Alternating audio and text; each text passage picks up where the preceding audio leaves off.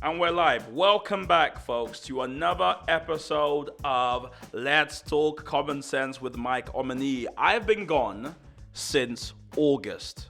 Oh my gosh, I've been gone. So much has changed since I was last on air. Like, I've grown a beard. I'm joking, I haven't. But also, I can't grow facial hair. But I don't really mind about that, by the way. There's people who are just obsessed with this. They're like, oh, I need to get a vegan butter or shea butter for my John, right? It's a friend of mine. You don't need facial hair. I like my small goatee. But anyways, back to the podcast. A lot has changed since I was last on air. So much. I've been itching. Literally itching different parts of my body in anticipation of when I'm going to be back. And I am back, and I'm happy to be back. I mean, what's changed? Well, we're about to leave the EU with no deal on the table. Dominic Cummings just quit and up and left. Well, we don't know if he quit or he was fired, but he took with him the communications director. So there's infighting now in the highest echelons of power, as reports say that Carrie Simmons, who is Boris Johnson's girlfriend, fiance, apparently she wields a lot of power, and it's because of her that different senior advisors and aides are leaving. Who knows? Or maybe it's the fact that American democracy literally hangs on a thread, and that thread is being held by Donald Trump, who still hasn't conceded, right? The American election loss. It's really odd when you think about it, right? But anyways, so much is happening.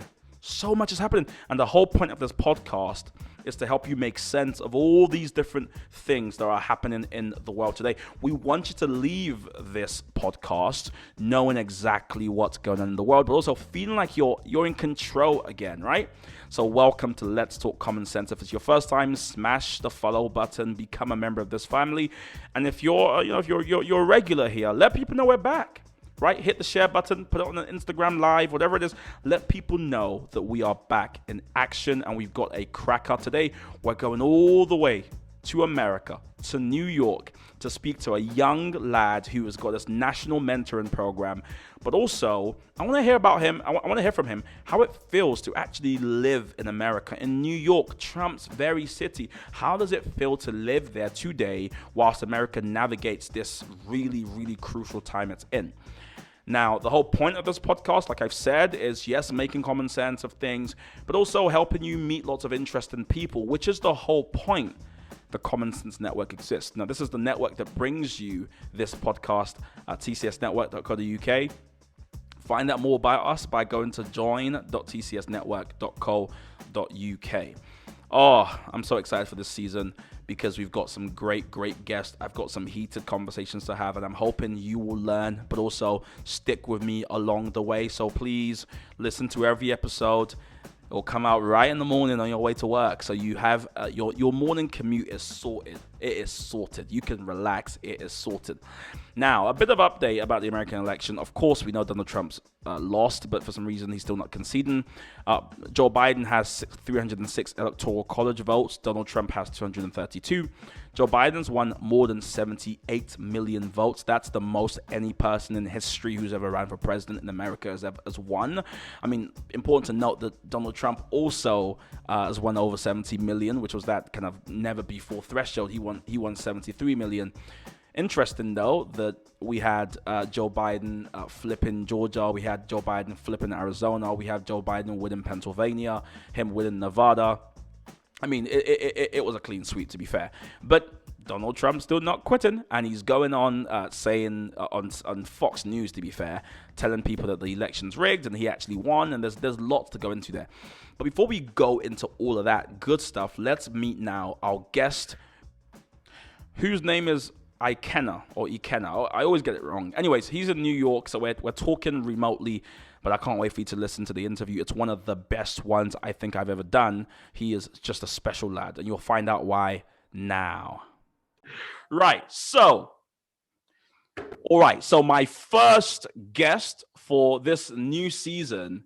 That's so much pressure. Imagine being the first guest on a big new brand spanking new season. Anyways, my first guest is Ikenna Nebo. No, Ikenna. I got it wrong already. Oh my gosh. Oh man. I got it wrong. I'm so sorry. You That cannot. was good. We are separated by thousands of miles because you're actually in America right now. You're in Columbia. You are a Columbia junior, double major in neuroscience and biology, and obviously that's super cool. You know, you're doing great work there, but you're not an ordinary student, are you? You could Because say that. You could say because that. because you've got other things you're doing as well. You've got this national mentoring program you're doing called the You Can Too program, which is a national mentoring program for Black and brown boys. You've got, I want to say, thousands of people in the program. Is that true? We have first. It's for Black and brown boys and girls, or whatever it is in terms of how you identify, gender wise. You know, we want to stay politically, You correct. don't want to be cancelled. I don't want to be canceled. That is a death sentence. And it's for Black and brown, youth, and we have hundreds of students in the in the program now from all over. Yeah, I was speaking prophetically there. So I'm kind of I'm I'm 3 years, maybe 1 year down the line. But we want to get into all of that because, of course, the whole point of this podcast is to meet interesting people, but also it's political. So I want to talk to you too because I know that you care and you're active and you're switched on. I thought it'd be really interesting to get the perspective of a young, an upshot, really kind of up and coming young male, Black in America today.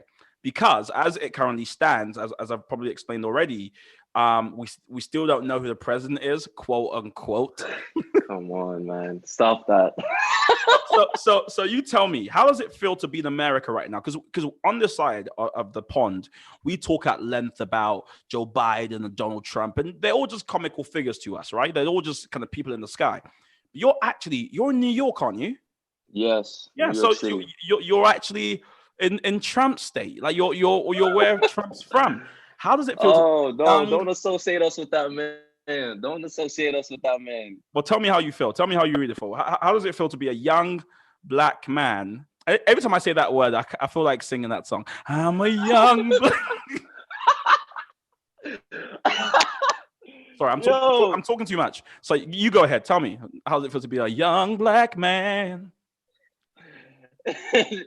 man. Right now, being a young Black man, just being a young Black person in the United States, it feels like I'm just waiting to see how white people are gonna outdo themselves. Next, we're just seeing what they're gonna pull out the hat next. First, it was getting Trump into presidency. We thought after Obama, we were like, all right, we're getting somewhere, and then white people were like, okay, okay, we got something for you. We got some. Don't worry. Don't. The way Trump's presidency caught me by surprise.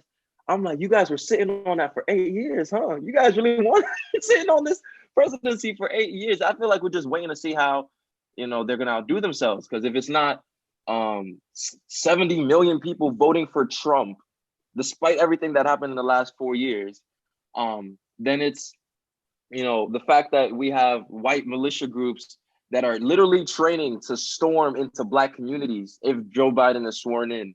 Or if it's not that, it's people, entering Black communities just to destroy them. If it's not that, it's police brutality. It's just like, can Black people rest? Can we have one day where we're just happy and there's not some sort of tragedy going on? It's oh, I'm scared of turning on the news now sometimes. Yeah. Well, some interesting facts though. Just to kind of, I want to throw this out. You can let me know what you think, because Donald Trump in this latest election, based on all the reports we have right now, picked up 20% of the Black male vote, which is actually an increase of 2% from 2016. Right. Now, Joe Biden actually dropped from 80%, right? Dropped to 80% from around 82% that voted for Hillary Clinton, and then 95% of Black men voted for Obama. So what is it about Donald Trump that you think is exciting or is interesting for Black men? And why are they? I mean, it's not a ridiculous number, right? But to think that Obama picked up 95%, but today Trump is picking up 20%.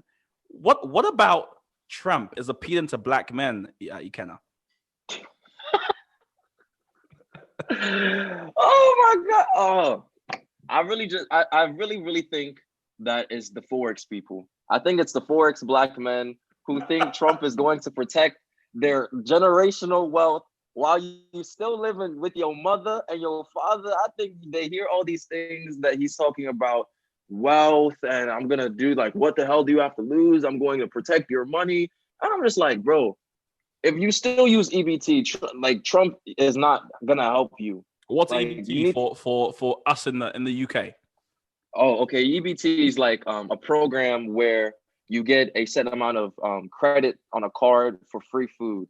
You know, it's like for those who are disadvantaged financially. And I think, black men just see some sort of false financial freedom with in this man. Something exciting that just doesn't make sense to me. Like this is the same man. I could go into it. This is the same man who has just destroyed black and brown communities for the last 4 years, and somehow, some way, it's the coons. It's the coons. That's all I'm gonna say. Well, this is interesting because you say he's destroyed black communities, but someone on the other side may say, "Well, hold on a bit, Ikenna. Like, I get this. You're a black young male. You're in a great Ivy League university. You're doing a great degree. You're going to be a doctor. You're going to be very successful. So you must look at the data." They might say, because they might say one of the biggest issues within the black community in America is this idea of the nuclear family structure being destroyed, and the fact that a disproportionate amount of men who end up in jail tend to be from families where there's one parent and stuff like that. So when people throw stats like that at you, and I'm thinking about people like, say, Candace Owens or King Face, who recently deceased. Yeah. When people throw that back at you, they go, "Well, Trump's not responsible for that. If anything, Trump's liberating people who are stuck to the Democratic Party." I mean, 95% of black males voting for Obama. I mean, was his policies that good for the black community, or was it just that he's a Democrat and black people in America always vote Democratic? I think Obama is a very unique situation. I think you have to I think when we're talking about the black vote, you can't look at Obama because Obama was a black man. We saw ourselves in Obama. We thought Obama was gonna get into the White House and put Tupac on a $20 bill. Like we had all these hopes and dreams. We thought Obama was gonna make we thought Obama was gonna make Soldier Boy, the next set like chief of staff. We had all these dreams for the black community that we just saw in Obama that unfortunately didn't materialize. Andrew Jackson is still on the $20 bill and not Tupac. But that's a very unique situation, given the time period, given Obama was a charismatic black man. That man knew how to speak. He knew how to galvanize. So we have to look at that as a very unique situation. As soon as Obama left, black people was like, all right, whew, what's next? But people listening will go, yeah, but what about that question about, did Trump, because you said Trump destroyed or he's hurt the black community. Absolutely. And but so in what way has he actually done that? Because you've got this Brexit movement in America, which I'm sure you know about, the folks being set free from the Democratic Party and stuff like that. I mean, why do you think that's happening? That people are saying actually, and this is your area of interest, because obviously with the You Can Too program, you've gone in now to ask yourself, how do I mentor these young black kids? Now, the question is, what's the kind of profile of these young black kids? Are they from single parent families? Are they from families where their dad does take an active role? Or are you filling in the gap? And if you're filling in the gap, kudos to you. Obviously, you're doing a brilliant job. I know all about the work we do, and I think we've even covered some of your work on our platform. The question is, should you have to be doing that? Wouldn't it be better if you didn't have? I forget the stat. It literally just escaped me, but I think it's above 40% of black households in America don't have a dad in them, which is kind of is that Trump's fault? I would be factually incorrect to say that the problems that face the black nuclear family and the black community at large are Trump's fault, because they're not. If we're being truthful, people like Joe Biden, people like Clinton, which were Democrats, people who passed policies, crime bills, people like Kamala Harris, and the Democratic Party of the 20th century, those are the people, truthfully, who, put into place policies and, laws that embolden and, and engendered this mass incarceration system that ravaged the Black community. Those are the people to blame. And it's crazy that despite that, the Black community has gravitated towards the Democratic Party. Everyone knows, I don't know if this is common knowledge, but, the Ku Klux Klan was a Democratic, organization. That's where it started from. So historically, the Democratic Party has been just terrible for the Black community, and they've ravaged the Black community with their policies. So no, it wasn't Trump's fault. Interestingly enough, Trump, before he ran Republican, was a Democrat. Yeah. Was a Democrat. So you can say that in a way he does, he did fall into that pool of people who just didn't like the Black community. If we look at his earlier practices, most notably his housing discrimination, the Central Park Five, where he called for the death of 5 innocent Black men. This man is not a man with a stellar record in the Black community. Now, is he responsible for the Black community's struggles today? No. However, did he embolden policies? Did he embolden people? Did he embolden policing that worsened the Black state in the United States? Absolutely.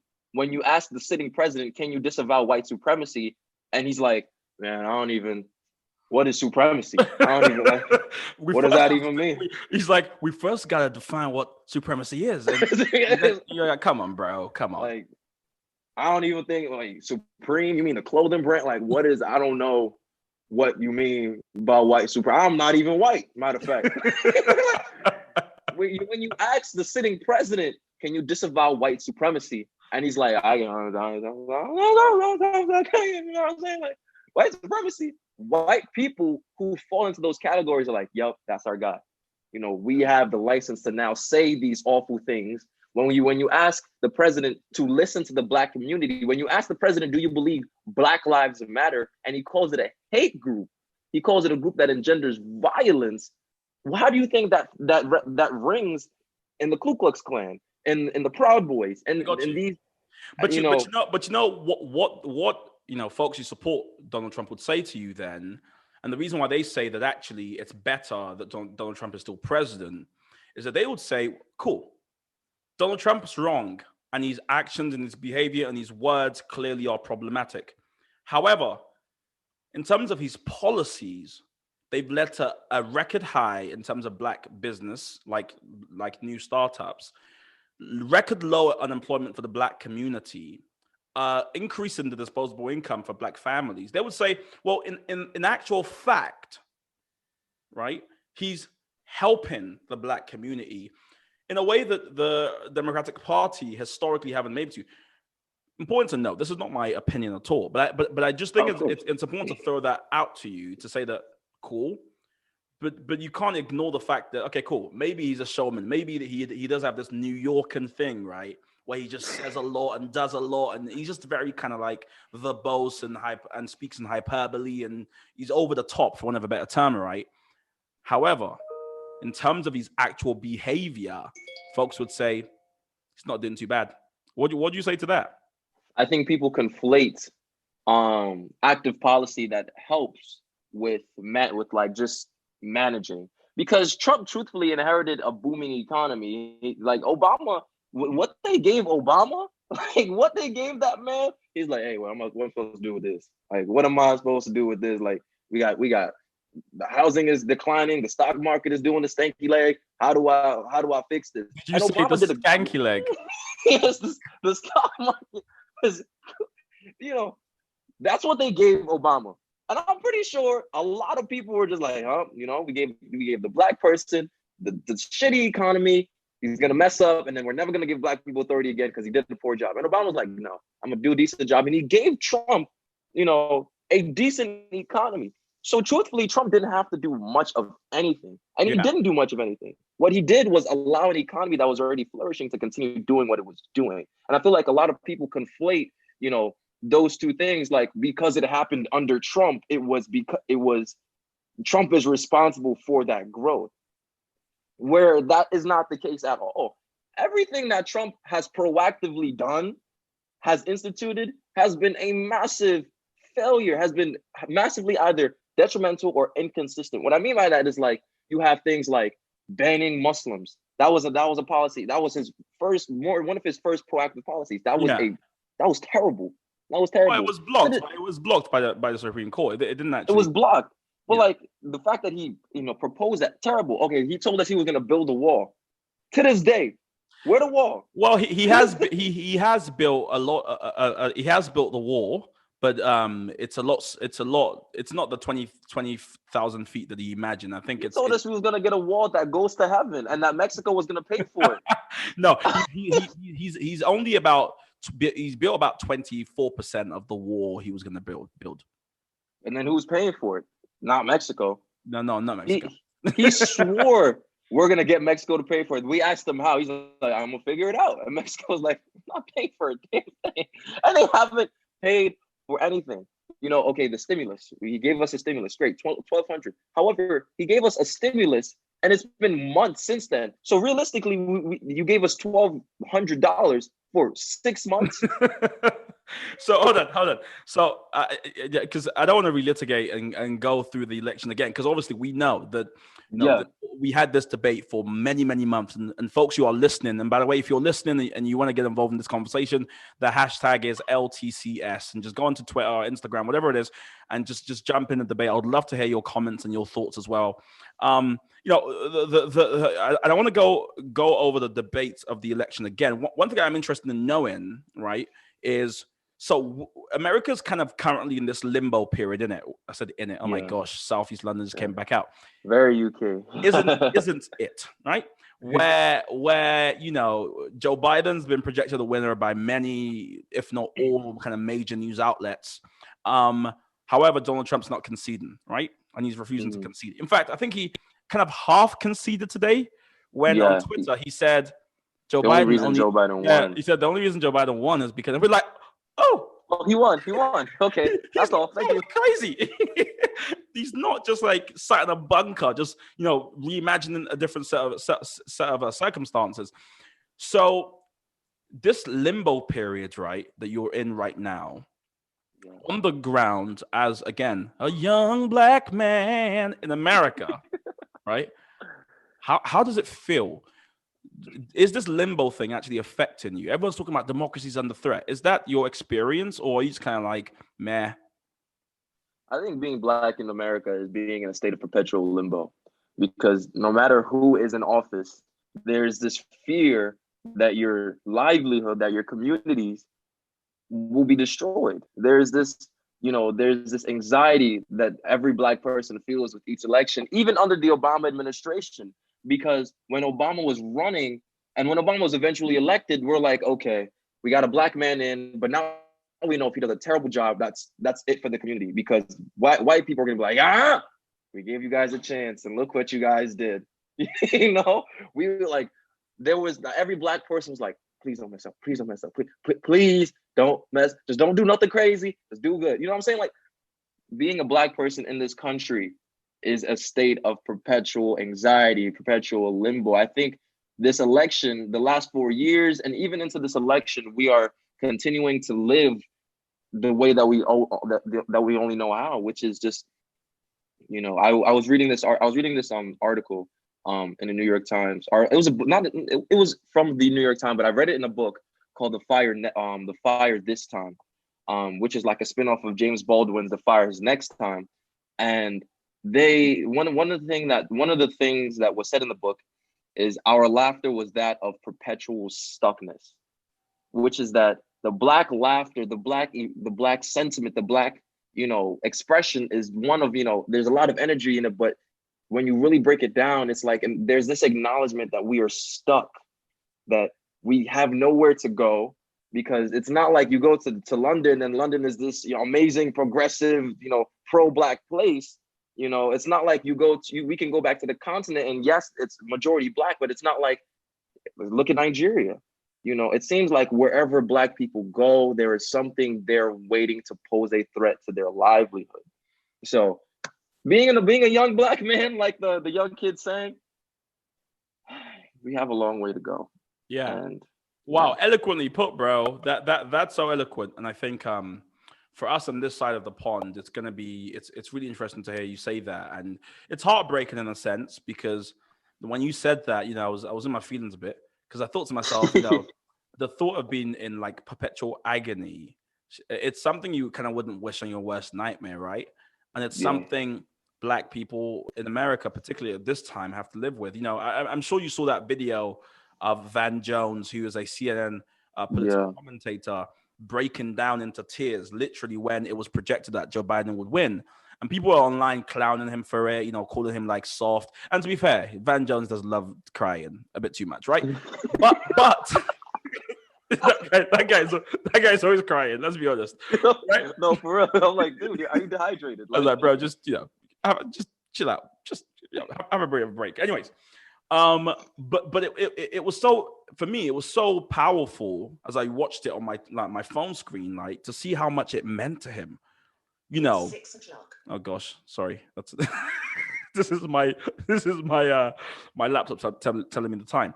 It was so powerful for me to see what it meant for him, right? And it's what took it away from being, because I think one of the biggest issues we have as kind of political commentators is we can often just look at things as though it's just a different. They're all just talking points and arguments and stuff like that. But he was talking about how the George Floyd moment, the I can't breathe thing, that's yeah, how he's felt for so long under this administration.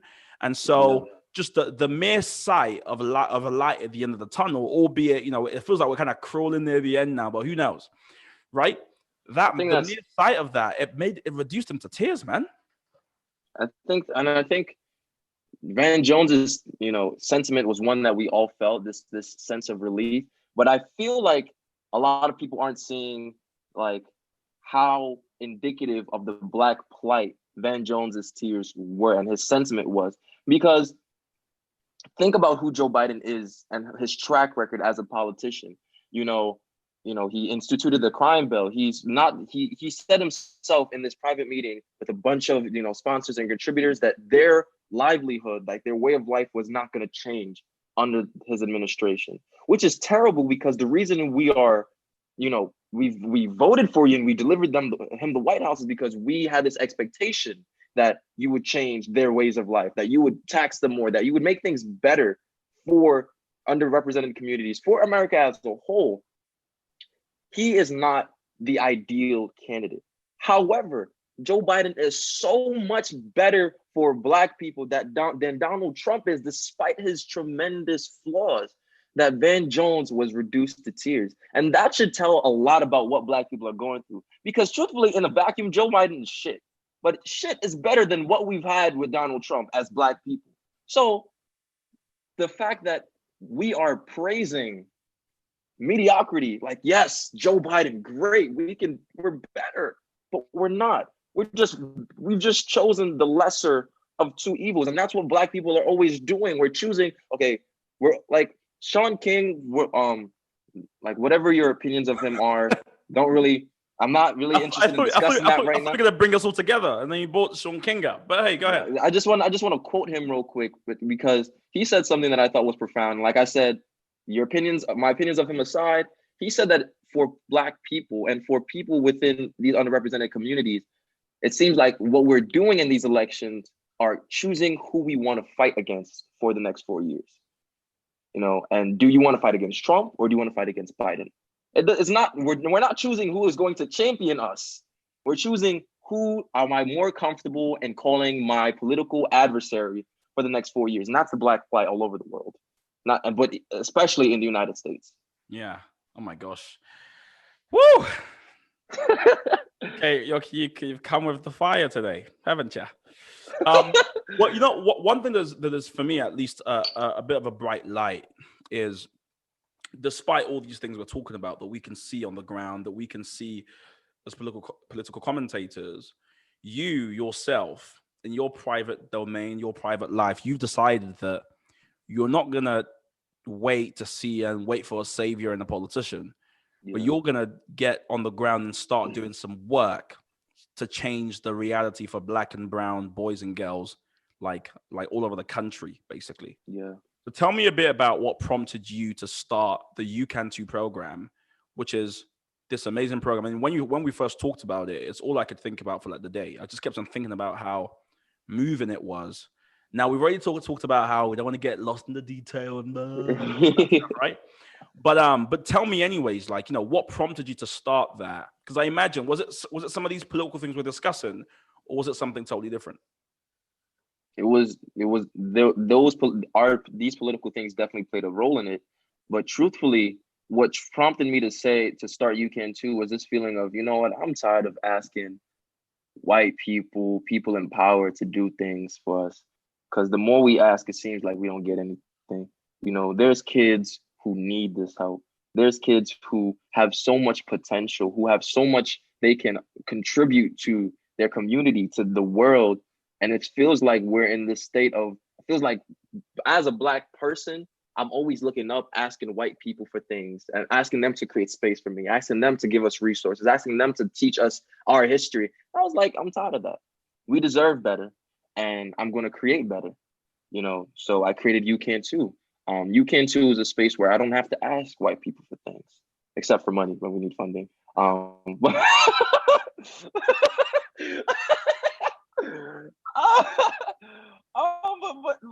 but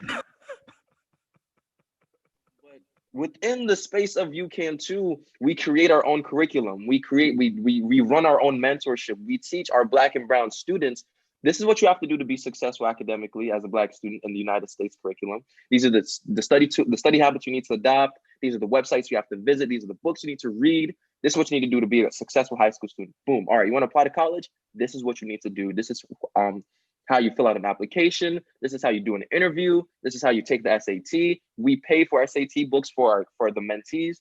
Not only do we have them apply, we're like, all right, once you get into a college, you're going to be met with a lot of white people. This is how you navigate that space. This is how you navigate, microaggressions and ignorance and ignorance and, racism and feeling like you don't belong in this space. This is how you navigate that. All right, boom. Outside of school, when you are in the world as a Black and brown person, how do you navigate that? How do you, address the nuance of the things that you have to experience? This is how you do that.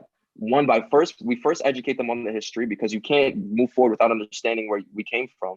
We first educate them on the history. So we talk to them about things like slavery, things like, activism, things like policies. We don't get taught enough policies. We don't get taught about redlining. We don't get taught about the war on drugs and how that was really just a war on Black people. We don't get taught about the crime bill, about mass incarceration, about the fact that there's still a clause in the 13th Amendment that says that we are legal slaves in the criminal system. We don't get taught that. We don't get taught about the different policies that are distorting our experiences as Black people every single day. And then once we have a working understanding on that, which through the program, all right, now how do we start deconstructing these? How do we start surmounting them? How do I succeed as a Black and brown person in this country, at least on an intellectual level and on an understanding level, now that I know what's against me? And that's where the mentors come in, because mentors, what I feel, have gone through what these mentees are going through, these high school students. The mentors are Black and brown college students who are highly accomplished in a bunch of amazing colleges. So that's where they come in. The mentor will tell his mentee or her mentee, all right, so you're having a problem with colorism, for example. We try to match mentors to mentees to mentors who look like them, who will have similar experiences to them. So like, you're having problems with colorism? I've had problems with colorism. Let me show you how I navigated it. Or you don't feel like you belong at the school that you just got into? I felt that. Let me show you how to get through that. And the kids go through our program like, why am I not taught this in school? Like, I thought I was a bad student. No, I just had terrible infrastructure around. Yeah. And I just love the fact that what you said again, so powerful there, is rather than waiting for the system to change or for things to become better, as it were, you're going, okay, I'm just gonna do what I need to do. And what I love about the story of UCAN2 is that what started as in you just going, I want to mentor some kids because you saw a need, has now grown to like a much, much larger dance where other people who have a similar passion to you have joined, and now you're the president of the United States. I'm joking. You're the president. you're the president of the You Can Too You Can Too program. Yeah. I mean, you probably could get more votes than Kanye did, to be honest, if you ran for Uh, president. But let's not go there. You're the president of. I think the best news headline I saw this election cycle was when it said Kanye West has conceded the 2020 race. He's gonna come back in 2024. I said, oh, what did he? Anyways, not funny. I shouldn't laugh at a black brother. Um, but you know, it's much larger now. You've got hundreds of kids from different countries. You've got all these different mentors, hundreds of mentors. I mean, you've achieved so much in a short space of time, and people should not be fooled. It takes hard work. It takes dedication. I mean, you're sat there with a do-rag, you know, and some AirPods, you know, kind of looking like a kind of just here to, you know, just here, like you're here for a good time, you know, kind of thing. not a long time. No, a long time, but you're an incredibly hard worker from what I know about you, and you're doing really, really well. And I think it's important for people to know that they don't have to accept the world as it currently is. They can go, the world isn't working for me, and so I'm going to build a better one, right? And it takes people being prophetic in that way and going, you know what, I see a better world, and Absolutely. this is my little corner of it, and I'm going to just clean up that corner, and that's it. And you know, in an odd type of way, we're here with this kind of alternative news outlet. It's the same thing. It's okay, there's a corner of the world that's broken, that's not quite working the way it ought to. Let me do something about it. So, how do people help you, especially from this side of the aisle? We're here in the UK. What can we do, you know, to support what you're doing? Okay, so right now, the best ways to support UCAN2 specifically is twofold. One, go to our social media platforms and follow first and foremost. On Instagram, we are at UCAN2 program, YOUCANTOO program. On Twitter, we are UCAN at UCAN2 Inc. On LinkedIn, UCAN2 program. Go follow our profiles.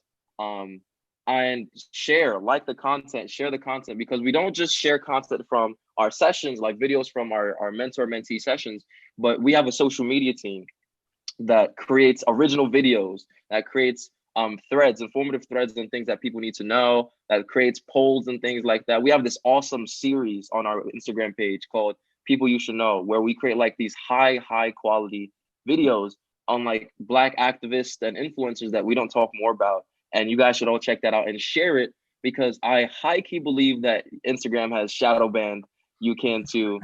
And you know, Instagram is doing this thing where they're like shadow banning pages that are political or that, you know, have anything to do with empowering Black people.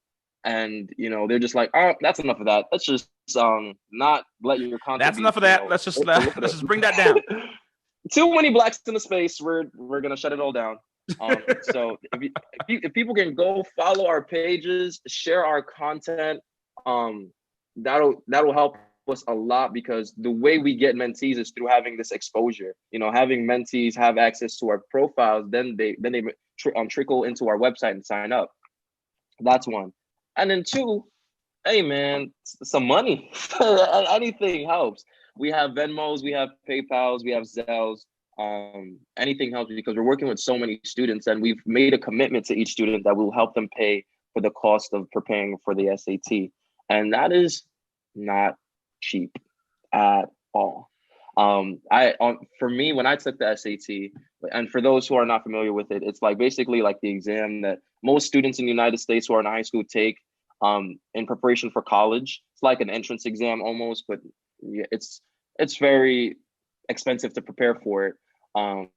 My mom, who's my biggest fan and my best friend, paid for me to take an online class that was almost like $800, in addition to a bunch of textbooks that she bought me.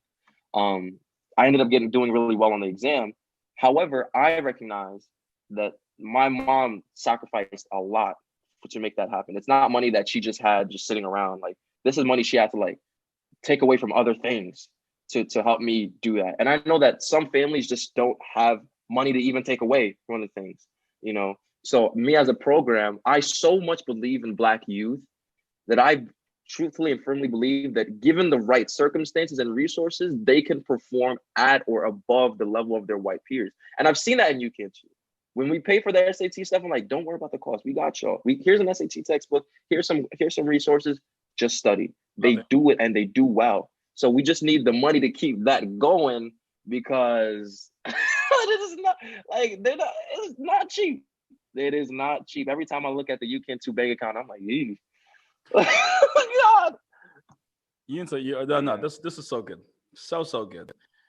Folks, you've got to share this podcast, man. Like, listen, we're back. This is the first episode. This is high key, to borrow your term, probably one of the best conversations I've had on here. Thank you. Honestly, it's so good. And I really hope people share it. So if you haven't done so, just hit that share button, or subscribe or follow. Just get this podcast out there to other people so they can hear about the great work that Ikenna is doing. I don't normally do this, but how old are you? Just in case people are wondering, like, because you've done all these ridiculously, hard, difficult. I mean, to grow an organization, it's something I know a bit about. It's hard. It is hard, right? It's hard. I told you when I first met, I used to have an afro, right? It's gone. Mike, what? Gone. It's just gone. It just fell out, right? So how old are you for people who are wondering? I just turned 20 in October. 20 years old. Yeah, wow. I just turned 20. It's ridiculous. Yeah. Now, are you actually 20 or are you American 20? What's your? No, I was born in 2000, October 2000. I just turned 20. I founded UCAN2 when I was 19. No, when I was 18. I founded UCAN2 July 23rd, 2019. So I hadn't even turned 19 yet. So I founded it when I was 18. We grew it over some time, and it blew up. And yeah, I just turned 20. Wow. Well, you're doing amazing, man, and I'm glad we're connected, and we talk frequently anyway. So I hope we just talk more. Now we're ending these podcasts a new way, yeah. Okay. And here's this new way. So Let's Talk Common Sense is all about being straight talking, getting straight to the point, none of that waffle, speaking directly to issues, and just being like,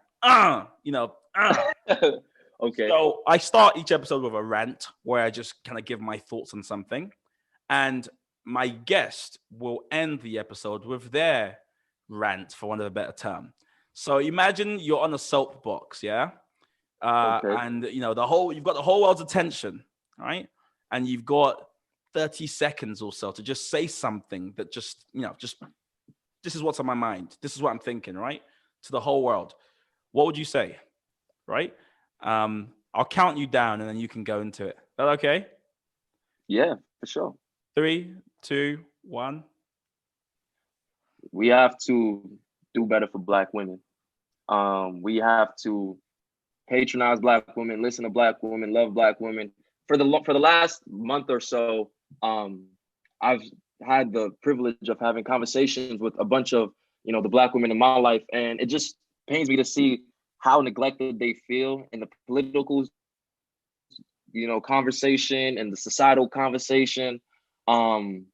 It just for a group of people who do so much for society, 90% of Black women voted for Biden. Stacey Abrams went to Georgia and carried that state for Joe Biden. So for this demographic of people that does so much, especially for the Black community, like Malcolm X said, they're the most disrespected person in the United States, and that remains true to this day. And actually, they're the most disrespected people in the world. For people who are just carrying society, who are doing so much and just spreading so much love for society, for a demographic of women that other women try to emulate, in their style, their body types, their slangs, their everything. Black women just contribute so much. For them to feel and continuously get left out is a problem. I recognize that as a Black man, I'm part of that problem. Black men, we need to recognize that we are part of that problem. We don't protect Black women enough. We don't, uplift them enough.